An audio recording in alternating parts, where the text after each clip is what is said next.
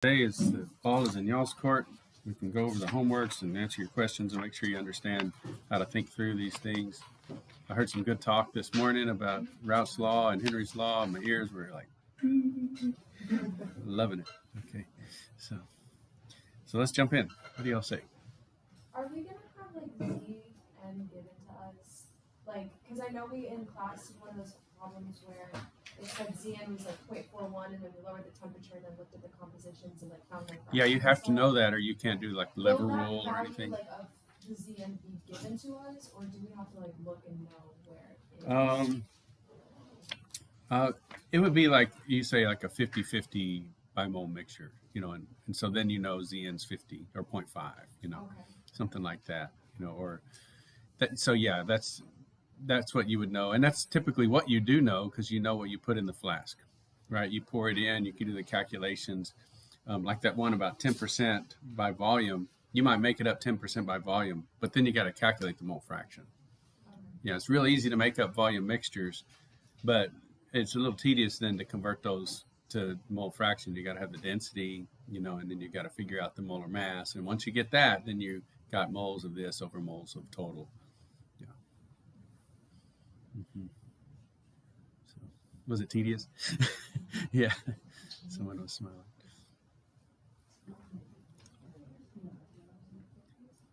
So who's first? Anyone? Bueller? On the homework with the 13, 14, 15, where you have the table with the substance Henry's law. Oh, yeah. Is the general strategy there kind of make a few different temperature composition charts and then kind of draw it out from there? How should we be approaching that? Okay, so yeah, that's good. So this I'll draw a rough sketch of the comparisons. So let's say this is XB, right? Or ZB, or whatever you want to do that. And so way over here is pure B. And so we'll have the pure vapor pressure of B over here.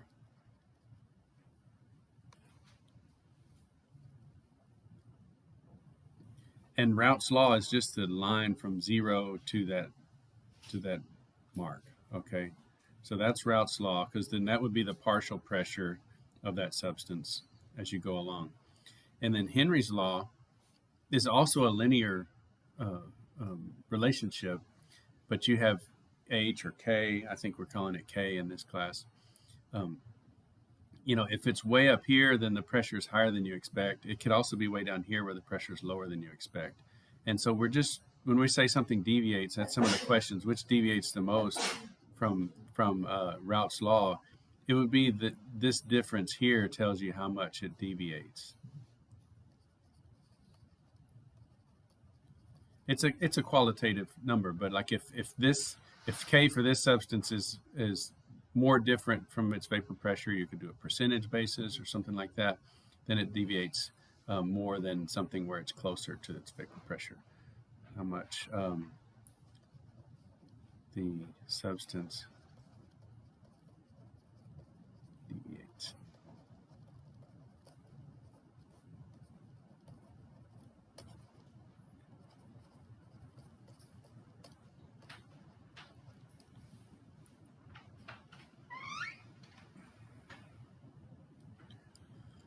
Did that answer your question? I'm trying to remember. That answered part of it. Okay. Also, when it's like the vapor pressure of methanol with a 10% solution with water. Mm-hmm. Continue in this sort of way, but yeah. So like maybe this is methanol. That side's methanol, and then this is water. Yeah. And we could draw those for each of the different methanol and so on and so forth. Mm-hmm. Again, it depends on. Let's see. So first you calculate the mole fractions, right? And then you use the Henry's law constant. So let's say you calculate the mole fractions, and it's not quite 10%. Let's see, for like the methanol in water was 0.047. So it's way down here, right?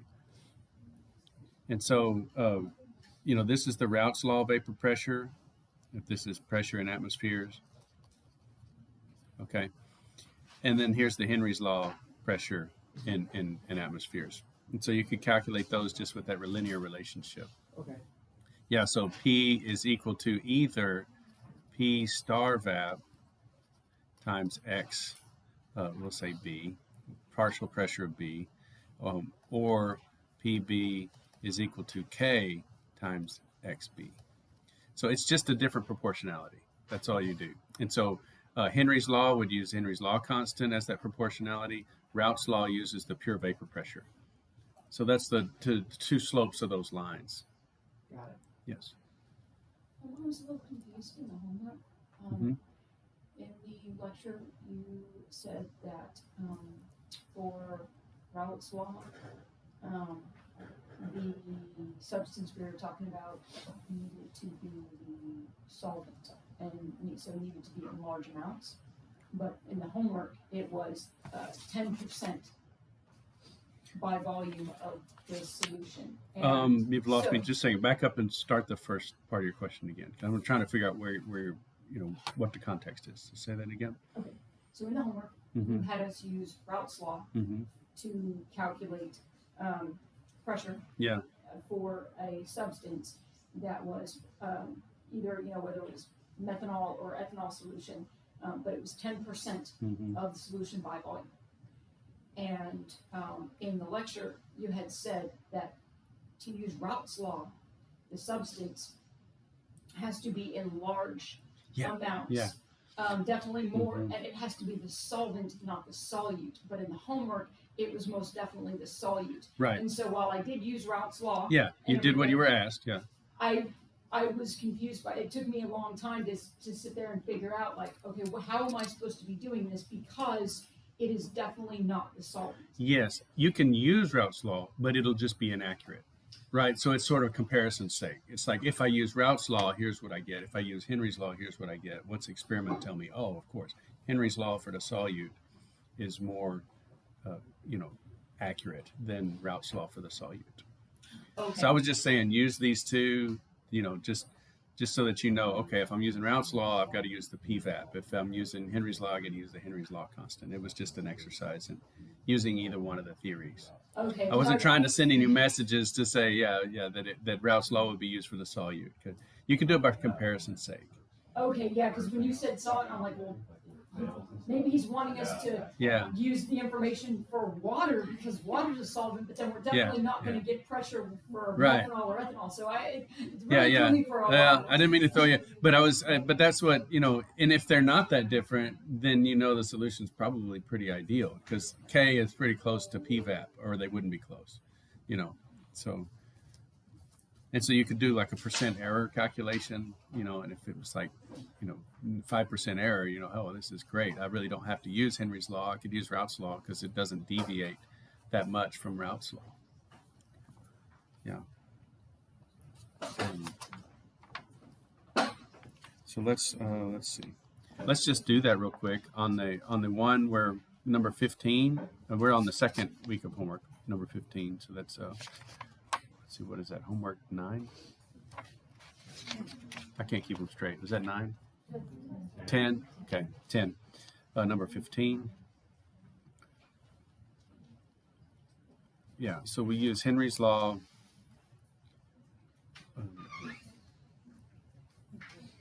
.012. Okay. So I'll just say .012, and then Raoult's law was .0088.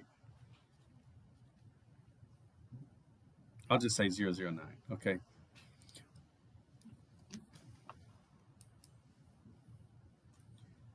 And so if we say, how do you calculate the percent error? Well, there's a bunch of different ways. What is your base? Well, let's say since Henry's law is mostly say PB Henry's apostrophe.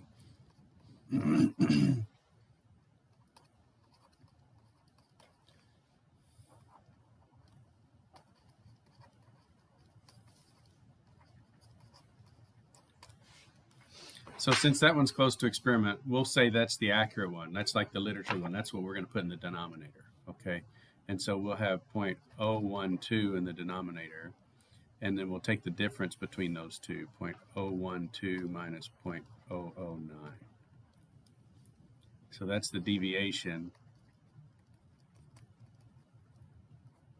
and that's the, experimental value.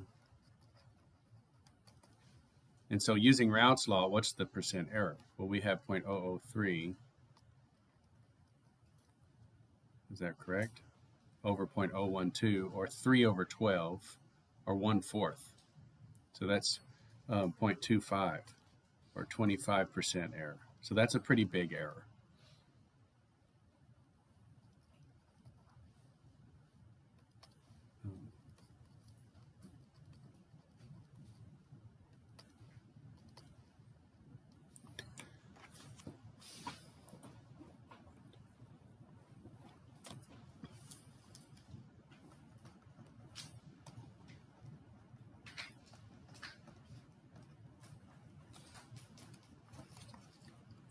So that tells us that methanol deviates from Raoult's law. Now on the back side, I have a couple of comparisons on 19 and 20. So let's look at those real quick, and we can just look at the table. You can do lots of calculations, but you could also just look at the table, because the table tells us PVAP and K, and so we can compare those. And so which of these deviates the most from Raoult's law, methanol versus ethanol? So we look at the two, and we see that Henry's law constant is, kind of on the same order of magnitude for both of them, but Raoult's, the PVAP is much different. So ethanol's pure vapor pressure is much lower compared to its Henry's law constant. And so ethanol deviates the most because the difference between K and PVAP is huge. Do you see that in the table? Okay. And then when we look at all of the table, so the next one says, look at all 4 substances. Which of these deviates the most from Raoult's law? You could look at isopropanol is 0.4, and it has a 0.05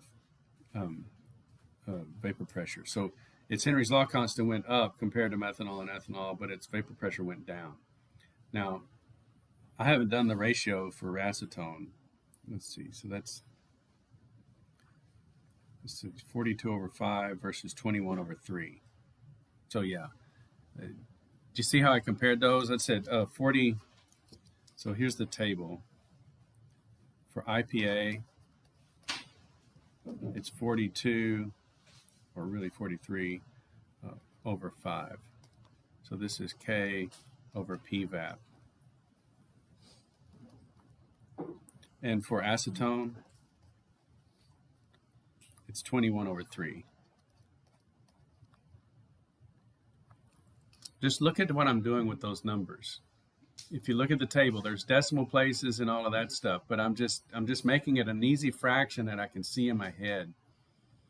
And I can take 21 divided by 3, I get 7. I can do that. 42 over 5, well, 40 over 5 is 8. So I know that fraction's larger. And so I know the IPA deviates the most from Raoult's law. But look at that table. That's a really valuable skill when you're comparing numbers. If they're in decimal places, you're like, oh, come on. Let's just move those decimal places for everything the same amount. And when we say 42 parts in 5 or 21 parts in 3, so we're just saying the units have canceled in this particular ratio, and so we'll just look to see. That's also what we do with the propagation of uncertainty. We're doing relative standard deviations. We had all those fractions squared, those RSDs squared, and we're looking for which one is the biggest error. Well, the biggest fraction is giving you the biggest error. And so you can do, sometimes it's 0.003 over 1.2 something or other. So you have like 3 parts in 1,000. So anyway, it's just a skill. For the whole fraction, would you be getting the density? You'll have to have that if you're going to be doing those. Yeah. So if you need it, I'll give it to you. Yeah. Now, these are, let me go ahead and tell you, we can I hate to do this because I like to see y'all study everything and really learn everything and all that, but I also like to give you a target to aim for, right?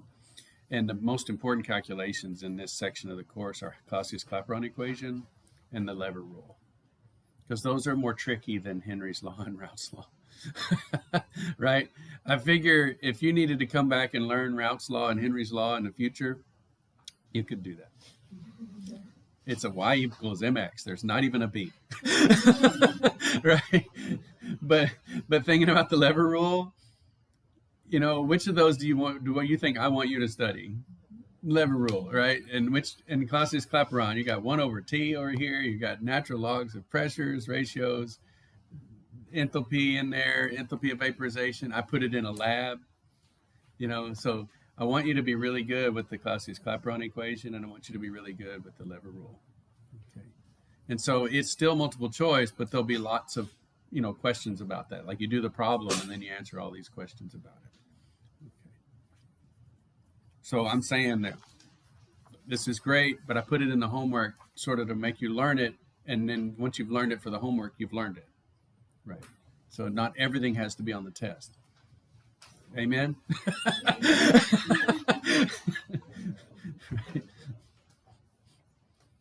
I did think of a question I had from when we were working on the lever rule stuff the other day, same one with the 0.41 composition. Mm-hmm.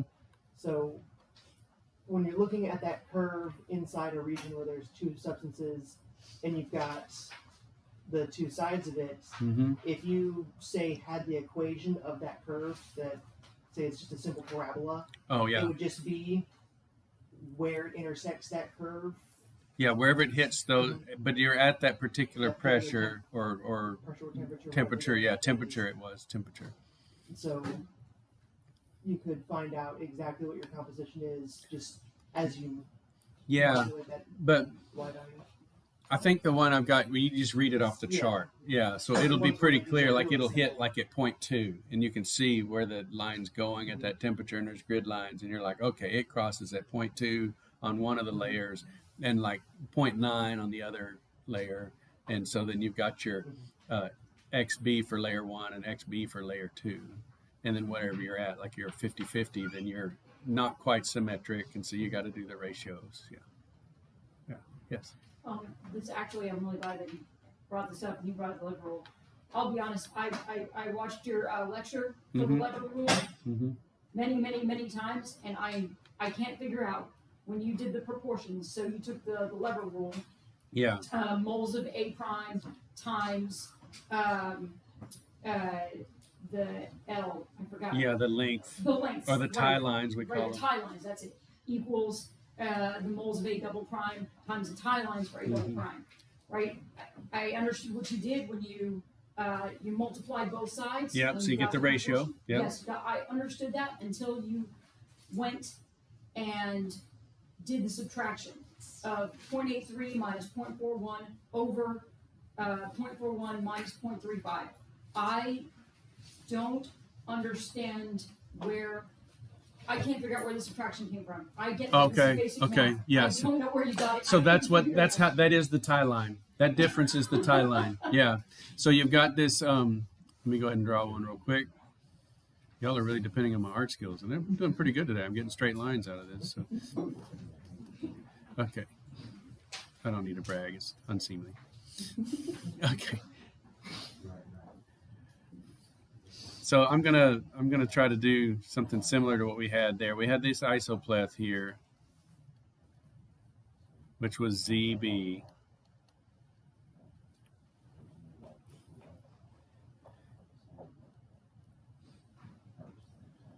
Let's say we have 10 moles total.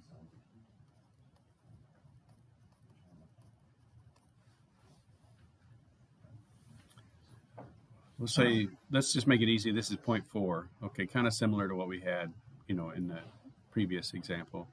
We'll say this is 0.3. What do you say, 0.5? No, 0.6. It doesn't really look like it, but it is.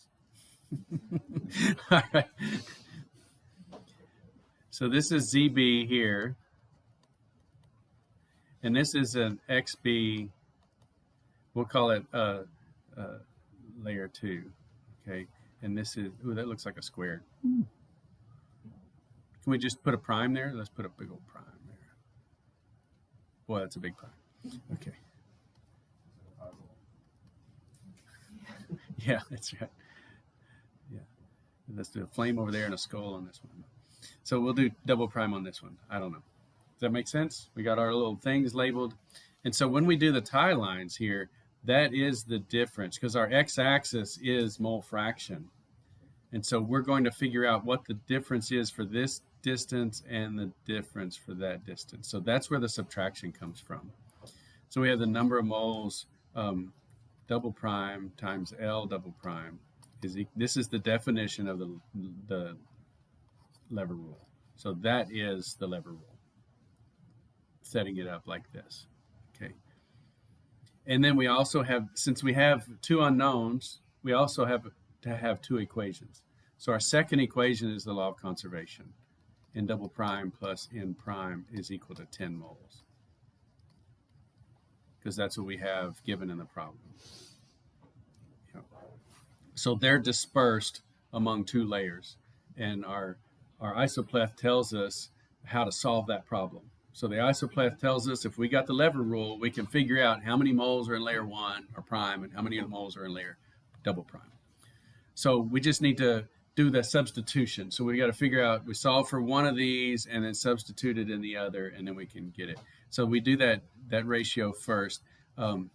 Let's take N double prime over N prime, and that is equal to L prime. Don't screw this step up.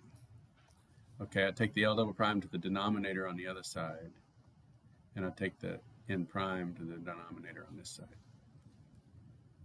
And then we can do our subtractions. So that subtraction is reading off of the chart. Since this is my prime side, this is L prime, and this is my double prime side, this is L double prime. So that's how we figure out our subtractions.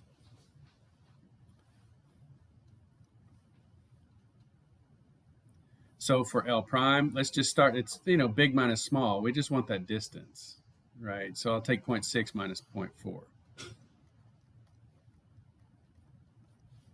And then the other one is 0.4 minus 0.3.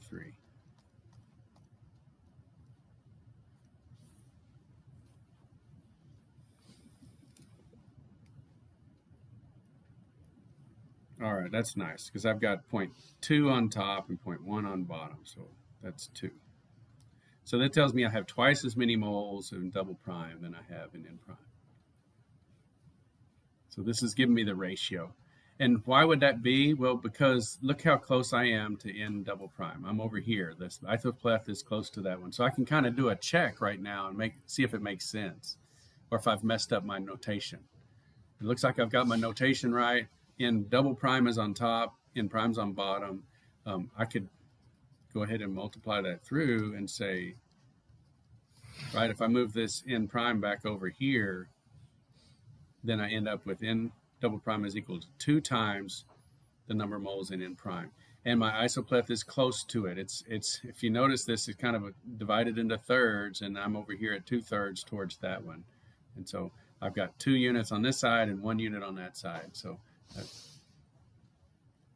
now that I've got N double prime defined, right, in terms of N prime, I can put it into this equation. So I take this 2N prime and stick it in for this guy.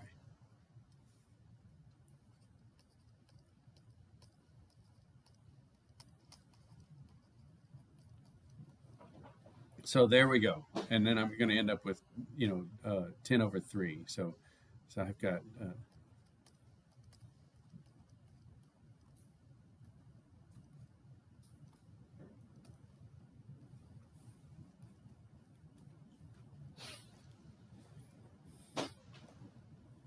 and then if that's N prime, then the N double prime is twice that.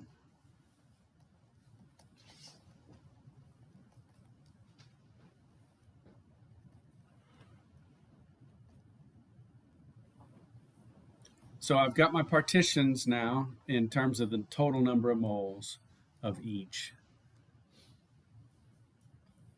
So that tells me how many moles are in that layer, but how many moles are B? So I've got the total number of moles in my 2 layers. Now I need to figure out the speciation. How much B, how much A in each layer. Well, this part's easy. I say that because right here is my mole fraction of B in the prime layer, and here's my mole fraction of B in the double prime layer. So I just take my prime times 0.6, and I get the mole fractions in the prime layer, and I take the double prime times 0.3, and I get the number of moles of B in the double prime layer. And then 1 minus those will give me the A moles in each. And I could add it up and hopefully get 10. So let's go ahead and do that. Okay. So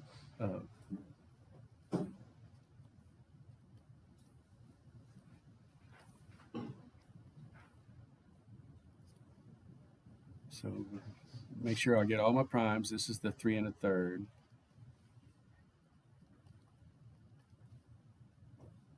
Oh, I get. What's 0.6 times 3.333? Can someone do that for me?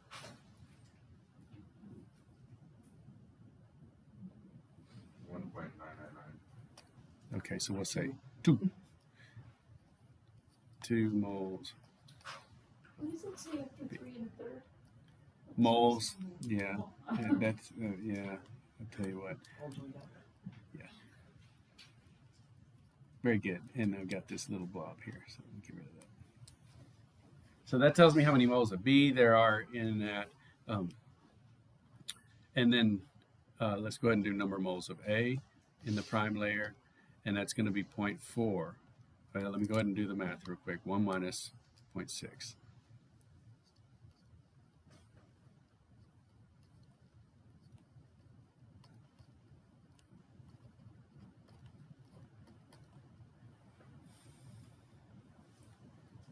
Anyone have that? 1.33? Okay. So that's the number of moles of A in the prime layer. Okay. Can I put primes on my B's and A's? That way we kind of keep it straight. Then in double prime B is equal to 0.3. And now don't screw up and keep the 3 1/3. It's 6 2/3.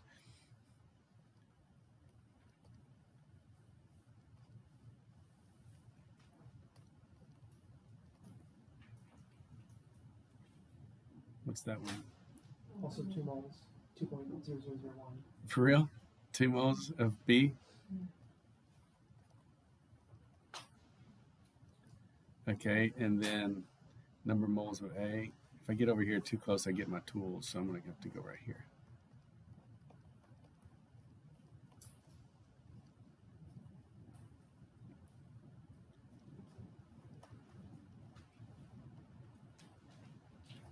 All right, so 0.7 times the 6 2/3.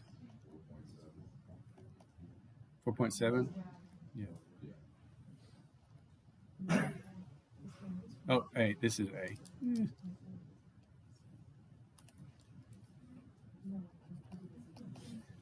Okay, so does it add up to 10? 4, 5, 6, 7, 8, and this 0.3 and 0.7 gives us an. Did I do that right? 4, 5, 6, 7, 8, 9. Yeah, 10. So 10 total moles. And then the prime in double prime should be twice the other. So this is 4, 5, 6, 6.7. And then divided by 2 would give us 3.333 or so, 3.5. So yeah, so it all works out. So if the lever rule works, it's very satisfying. Everything adds up to the total number of moles. This is 2 times that. Everything's beautiful. Okay. Yes. Sorry. No, that's fine. No, that's fine. So that's the whole thing, start to finish. Yeah. So I'm having a little problem in reading some of these graphs. Is which side in here is A on and which side is B on? Okay, so you have to check the x-axis, and here's xb. So this is pure B. So this is B, and then if it's 0B, then it's A. Okay, so this is 0B over here, which means by definition, it's got to be the other substance. We were doing in some of our graphs like CS2. So over here is pure CS2, but that means the other side is pure acetone. Yeah. Right. Yeah. No. Wait. No. I understand. If you have pure on one side, you have 0 on the That's other. right. I just I'm having. It's my tone. Trouble without if it's not labeled. I was having trouble with the you had the x-axis as XB, and I was just now it just didn't click. Yeah. I got it. Yeah, good. And then I was trying to label these up here too, so that you know this was again XB, ZB, and XB. Now, how did we decide on the ZB? I gave it to you. I said we're at 0.4. So that's something that Yeah, you you will got to give know us where you that, are so in the okay. graph. Yeah. Because that's where you'll find yourself. You know, an experiment, you'll say, okay, we've got this overall composition. Now what? How do I speciate the two layers? Yeah, we actually had to do this in some of our cleaning studies. A lot of our azeotropes ended up being immiscible. You know, we wanted to characterize the two layers, and so we had to pull them out and do some sort of. We actually used Raman to characterize the solutions, and so we pull a aliquot out of two layers and use Raman, and we had a spreadsheet built up of all of the signals of the different solvents, and so we could look in there and do a ratio of the peaks, and we could get the mole fractions of the different compositions. So it's pretty straightforward. Yeah. Yes. So the last lecture with the liquid and solid diagrams, you guys briefly talked about the incongruent melting. Yeah. If you'll notice, let's see. Let's go to the next one. Now's a great time, though. Let's quickly do an attendance, just to capture that y'all are here.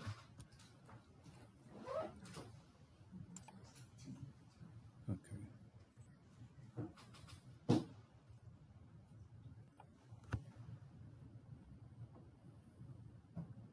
While people are doing that, I can tell you a little bit after you get logged in. Yeah.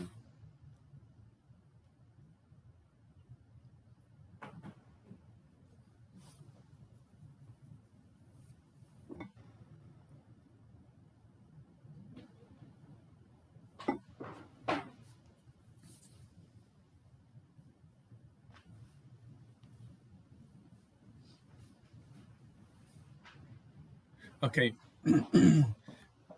So whenever they want to, keep the bridges from freezing, they put down salt or some sort of solute because it lowers the freezing point. So that freezing point depression, and sometimes in Chem 2 they get to it, sometimes they don't. It's colligative properties. It's an impurity will cause the freezing point to drop. Well, the freezing point is the melting point. So a pure substance has a maximum melting point, and if it goes either direction in impurities, then that melting point will drop. It's a freezing point depression. Yeah. So your pure substances will have a maximum. So on all these solid diagrams, your pure substances will come up and there'll be a maximum if they're a substance that survives all the way to melting. But if it's incongruent melting, it decomposes before it gets to the liquid curve. And so it doesn't have a maximum melting point. So it's not like it can be purified that way. You know, it breaks apart. It exists in the solid phase, but it breaks apart into its components before it melts. So that's what's going on with incongruent melting. And you can see those examples in the text where, like Na2K, it has a vertical line, so you could draw it in the little micrographs. We drew all those little pictures. You could have crystals of Na2K in the solid phase, but when it starts to melt, it breaks apart before it has a pure melting point. And so it's going to give a melting range, and it's not going to be a maximum. You'll really not be able to detect that substance with a melting point. So that's really the take-home lesson. If that substance is identifiable in the solid phase, but it exhibits incongruent melting, you can't use the melting point to characterize the purity of that substance. Yeah, so it tells you that that's not going to work. Substances, I guess, that can be purified or what have you, that you have that maximum melting point, and so you can tell how pure that substance is by its maximum sharpness of its melting.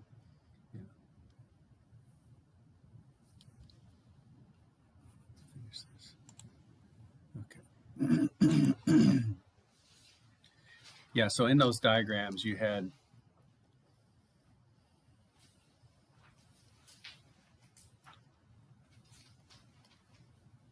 ZXE.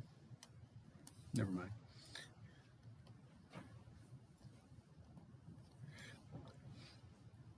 So So let's say there was a particular like 0.3, which if we're plotting XB on the x-axis, what's the let's see. So we have over here we have 0. So we have A on this side and B on this side, and we have a vertical line at 0.3 and temperature on the y-axis. What's the formula for a 0.3? Do you know? What would be a formula for a 0.3? Like a substance, like molecular formula, or yes. So if the x-axis is XB, so this is telling us we have a third of the moles are B over the total moles. And so if you're looking at this, you're like, well, I think I could probably figure out the formula for that, where a third of the atoms are B. What are the other two atoms? We have two choices, B and A, right? So this would be A to B, right? So a third of those atoms are B, the other two are A. There's a total of 3. Yeah, so 1/3 is B. So that we actually can look at the vertical lines in our composition curves and so on and say, oh, we've got a substance here that has a vertical line at 0.3. Therefore, that substance is 1B to 2 A's, or 1B to 3 total atoms. Yeah, so 1/3. If it was over here at 0.7 or 0.67, then it would be AB2. Okay, yeah. And so then you might have something like this, where it comes down, you have a eutectic, and then it comes up here, and then it comes down again someplace, and then maybe it comes up here like that. And so this is the melting point of pure B, this is the melting point of pure A, and this is the pure melting point of A2B. And it's at a maximum, it's supposed to be.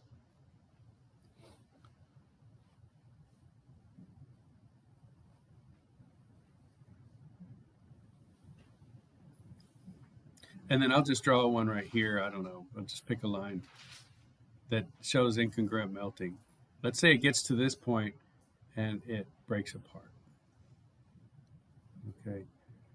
So see, this doesn't have a maximum, so it doesn't have a sharp melting point. And so there, at this temperature, it breaks apart into liquid A plus B, A liquid plus B liquid, and B solid. Whereas right here, let's say we have pure, if we're following this line, this isopleth, this line right here is pure, whatever it is.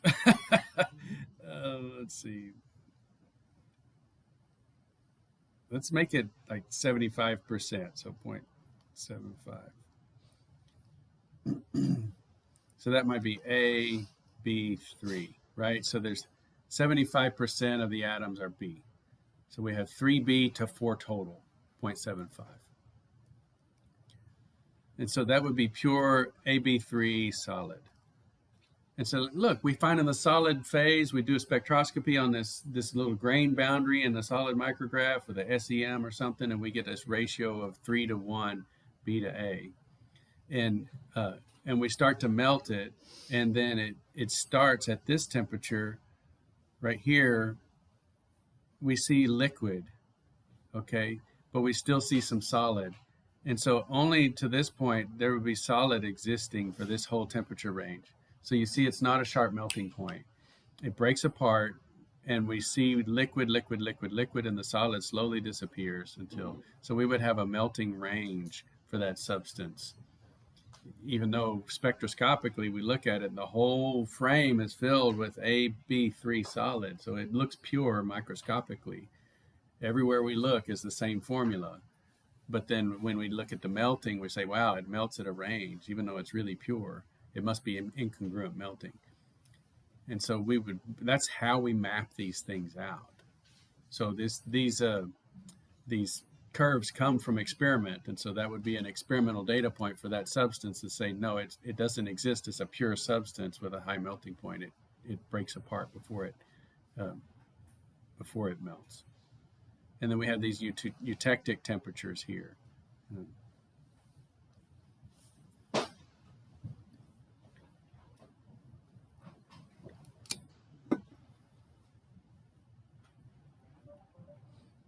So I'll go ahead and we're going to circle this phenomenon here, right here, and label it since you asked, but I don't know if the video has it.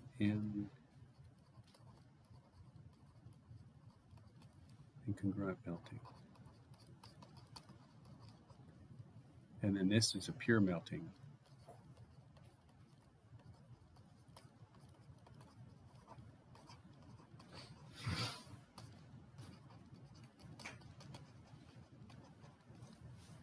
And I'm going to draw it over here.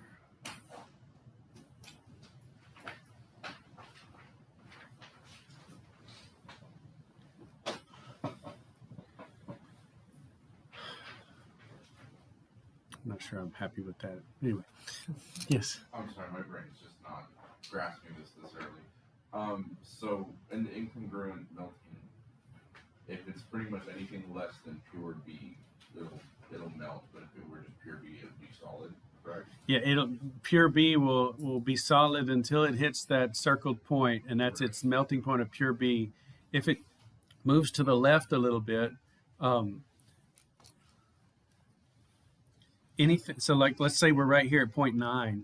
Okay, we're coming along here and we're moving up. I should really draw these in a different color just because it looks like I'm creating more phase diagrams. So let me change color. I should have done that for my melting point designations. And so these guys right here should be blue. Okay, and this circle here. I'm trying to keep you from being confused as to what's the phase diagram and what's his annotations. Okay, and this was a blue line too. So if we're right here at 0.95, or let's do it over here at A. Okay, so we're at 95% A, 10% B. Once we hit this point, something melts. Okay, it doesn't completely melt, but we start to see liquid and solid. And so through this whole region here until I get to this point, we have liquid in equilibrium with the solid. So it's a really long melting zone of temperatures. They call it a melting range. Whereas if I'm at pure A, I have a melting point. But if I'm at dirty A, I have a melting range. Okay. Yeah. And how do I know when that happens? Well, I cross this line right here. And now I have this curved line. This is the liquid up here. And everything below these lines, this little bouncy ball looking thing, everything below that has some solid in equilibrium with the liquid. And if I get below the eutectics, then it's all solid. Yeah, and so these are the eutectics right here. So these minimum melting points, these are eutectics.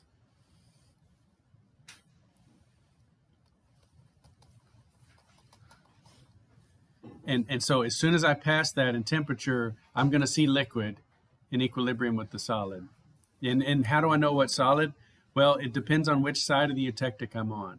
So if I'm on this side of the eutectic, I have A solid. So this line is A solid. If I'm on this side of the eutectic, I have the A2B solid. Yeah, and so if I'm right here, let's say I just drop in right here at that temperature, I've got A plus B liquid and A2B solid, grains of A2B solid. Yeah. Yeah. And like I said, it was so fun when that Crystal wrote back and said, I'm reading phase diagrams for concrete. So you never know where you're going to run into this. Yes. I'm having a little bit of a problem. So the AB3 solid that you wrote out. Yes. I'm not quite positive kind of where that came from or where it's supposed to go. Yeah. So I just put this line and said, I was trying to do it easy for my head, to do the math in my head. And so I did. It's 75% B. And so that means like 3/4, 3 out of 4 are B atoms. And so I had put AB3. So the B3 was the 3B out of 4 atoms. So I just sort of made up that molecular formula in my head and said, okay, that's going to be on a mole basis, which is the x-axis is moles. Then I have 3 Bs for every 4 atoms. So that's where the AB3 came from. So I picked this number here at 0.75, and I said that that gives me 3 Bs for every 4 atoms. At 4 atoms, 3 of them are Bs. Yeah. If it was 0.8, that would be like 4/5. So it'd be AB4 if it was a mole fraction of 0.8. Okay, and the blue line, what's the blue line and what's the red? I guess This thing here, I was just saying this was to indicate that's not a part of the phase diagram. That's just a pure. It's this pointing to pure. It's pointing to that pure substance of AB3. yeah, no, you up top you. Oh, I was trying to blue line point to the up top. pure melting points. I didn't want this to be part of the phase diagram either. This is just arrows pointing to the pure melting points. Oh gosh. Yeah, I know. When I did that, I was looking at that. I was like, I've made another mountain top, and I'm like, that looks like the phase diagram.